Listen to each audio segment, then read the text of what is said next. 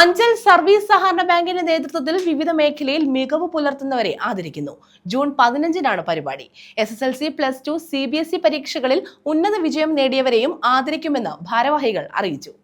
Anchal service സഹകരണ ബാങ്കിന്റെ നേതൃത്വത്തിൽ ജൂൺ 15-നാണ് വിവിധ മേഖലകളിൽ മികവ് പുലർത്തിയവരെ ആദരിക്കുന്നത്.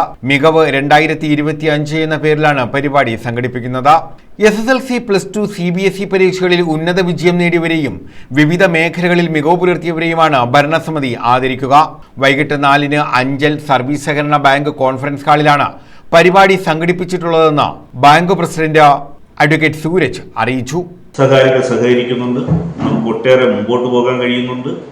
അതിൻ്റെ അടിസ്ഥാനത്തിൽ ഒരുവിധ പേരുദോഷവുമില്ലാതെ അഞ്ചൽ സർവീസ് സഹകരണ ബാങ്കിൻ്റെ പ്രവർത്തനം വരും വർഷങ്ങളിൽ കൂടുതൽ മെച്ചപ്പെടുത്തുക, അതിന് പുതിയ തലമുറയെ നമ്മുടെ സഹകരണ മേഖലയുടെ ഭാഗമാക്കുക എന്നതുകൂടി മികവ് കൊണ്ട് ഉദ്ദേശിക്കുന്നുണ്ട്.